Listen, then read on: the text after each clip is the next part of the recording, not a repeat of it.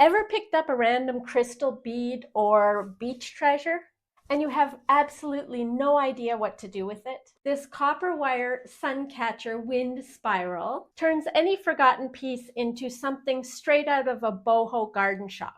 And the best part, the more crazy the spirals, the cooler it looks.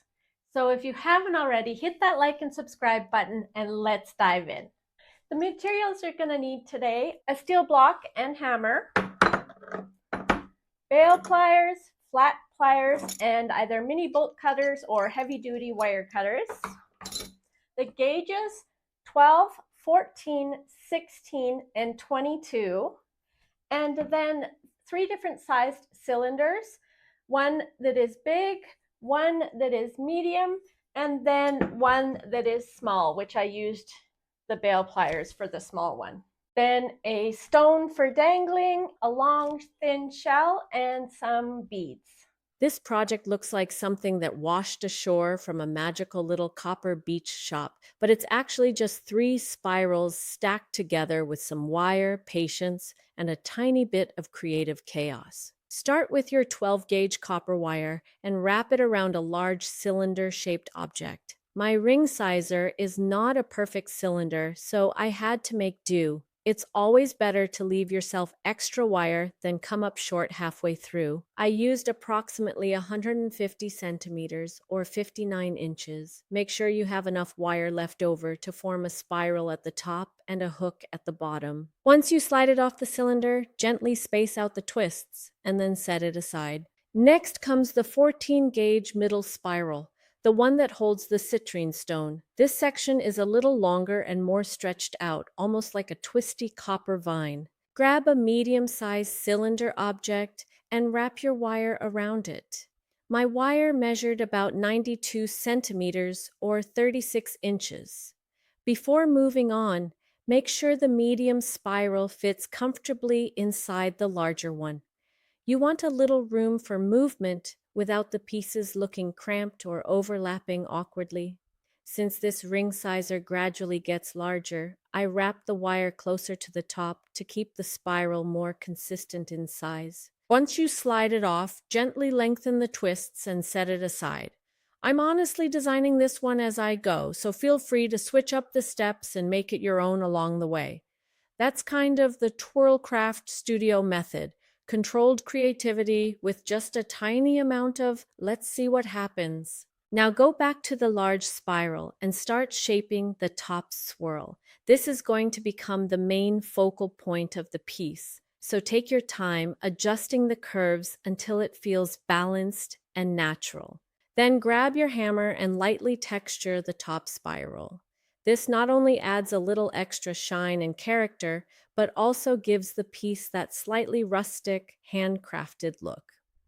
After hammering, things may have shifted a little, so take a moment to readjust the spirals and reshape everything back into place. Now grab your middle spiral and create a loop at the top so it can attach to the main frame. Then slide it through the larger spiral to test the length and make sure everything hangs nicely together. Now we're on to the stone wrapping. Start by forming a spiral with your 16-gauge wire. I decided to go a little hog wild here and shape the wire into a loose triangle around the spiral for some extra character. Next, wrap the wire securely around your stone, making sure it feels nice and snug before shaping the top loop to hang it from the spiral. Then attach it to the medium spiral and test how it hangs. You may need to gently lengthen the spiral so the crystal drops slightly below the main frame for better balance and movement.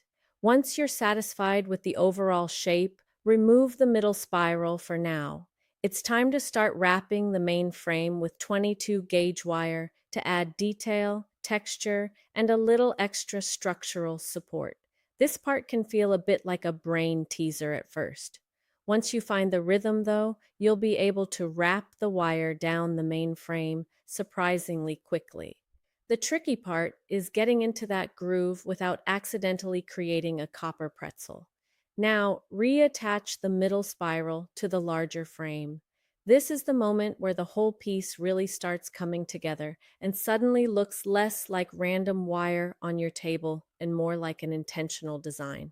Now for the smallest spiral at the bottom. This one is quick and simple, just a tighter little twist that finishes the piece without making it feel too heavy. Take your shell and create a small fish hook style wrap at the top. Then guide the wire around the natural grooves of the shell so it feels secure while still showing off its shape. Form a loop at the bottom, and now it's ready to attach to the smallest spiral twist. Once all three spirals are finished, connect them together so they flow downward naturally. Try hanging it up before fully tightening everything because sometimes gravity has opinions. Last step, add the garnet beads onto the top spiral. I spaced mine around the curves of the copper so they add little pops of deep red color without overpowering the spiral design. It gives the whole piece this warm, earthy glow when the sunlight hits it. And that's it, a whimsical copper wind spiral that sparkles in the sun and instantly makes your patio feel more artistic. Thanks so much for watching. I love all the ideas you're sharing with me, so keep those coming and we will see you in the next one.